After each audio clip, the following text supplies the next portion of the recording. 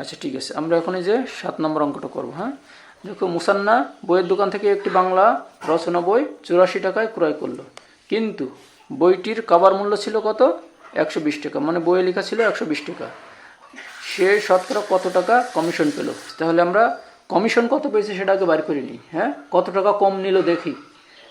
তাহলে আমরা লিখব যে কমিশন পেল, কমিশন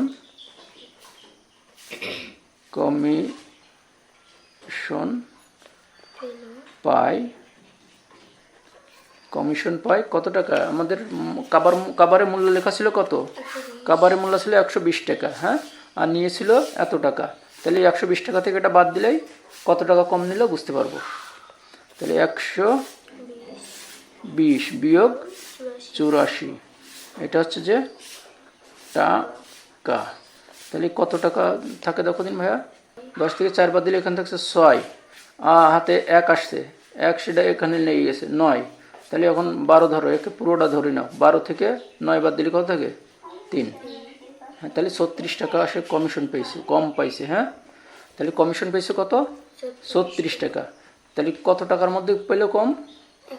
এই যে 120 টাকার মধ্যে সে 36 টাকা কম পাইছে। সে শতকরা কত কমিশন পেয়েছে? হ্যাঁ, তাহলে আমরা এখন বলবো যে এত টাকার মধ্যে কমিশন পেয়েছে, ওই যে 36 টাকা। হ্যাঁ, 1 টাকার মধ্যে, আর শতকরা বলেছিল, তার মানে কি 100, তাই তো? তাহলে আমরা এখন লিখি যে এই এত টাকার মধ্যে কমিশন পেয়েছে 36 টাকা। তাহলে আমরা লিখব যে 120 টাকার মধ্যে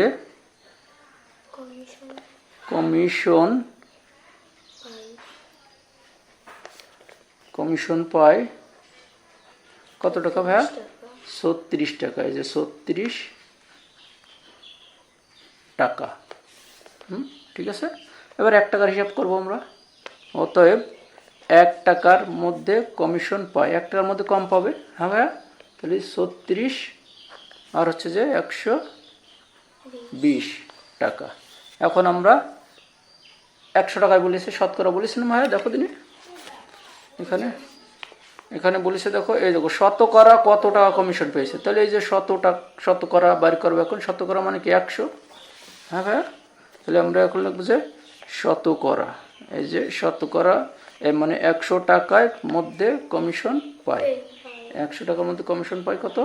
তাহলে এখন 1-এর থেকে 100 বেশি, তাহলে গুণে যাবে। তাহলে 36 গুণ 100 পাই 120। এখন আমরা কাটাকাটি করি। হ্যাঁ ভাইয়া, তাহলে মনে করো যে এটা যদি আমরা কেটে দিই, একটা শূন্য কেটে দিলাম। হ্যাঁ, এখানেও একটা শূন্য কেটে দিলাম। তাহলে এখানে 12 থাকে, 12কে 12, আর 3 12 36, আর 3 10কে এখানে 10 আছে, এ শূন্য কেটে গেছে, 10 আছে, আর এই 3 এটা গুণ হয়ে আছে। হ্যাঁ, তাহলে 3 10কে 30 টাকা। তাহলে সে 100 টাকার মধ্যে কত টাকা পেয়েছিল কমিশন? 30 টাকা। হ্যাঁ, তাহলে আমাদের বেরিয়ে গেছে। তাহলে আমরা লিখতে পারি নির্ণয় উত্তর 30 টাকা, তাই তো ভাইয়া? নির্ণয়ে কমিশন পায় 100 টাকার মধ্যে কমিশন পায় 30 টাকা। তাহলে নির্ণয় উত্তর এই যে 30। এখন এখানে লেখার সময় কি লিখতে হবে ভাইয়া? পার্সেন্ট। হ্যাঁ, এখানে টাকা, এখানে তো টাকা চলছে, এই যে টাকা চলমান আছে। হ্যাঁ, তাহলে এখানে টাকা, যখন ফিনিশিং দেব তখন আমাদের শতকরা বলেছে, এই যে শতকরা বলেছে, তার মানে আমাদের শতকরা চিহ্ন দেওয়াই লাগবে, না দিলে অঙ্ক হবে না। ঠিক আছে, তাহলে এই যে এত %। ওকে, ফাইন।